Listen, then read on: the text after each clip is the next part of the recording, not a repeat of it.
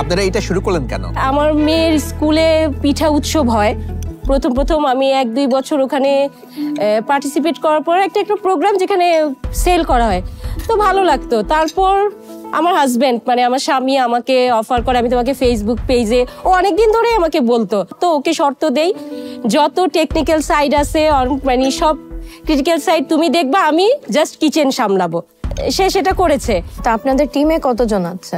আপাতত আমি একাই নিজে সব তৈরি করি, আমার জাস্ট হেল্পিং হ্যান্ড আছে, সে আমার নারকেল কুড়ানো, যা পিঠার ইনগ্রেডিয়েন্টস যা লাগে।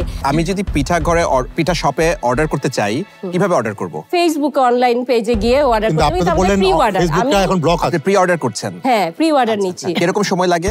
আমি একদিন আগে নেই অর্ডারটা। আপনি যেহেতু একটা বিজনেস হিসেবে দেখছেন, সারা বছর কি আপনি বিক্রি করতে পারছেন নাকি যে শীতকালে আপনার ম্যাক্সিমাম?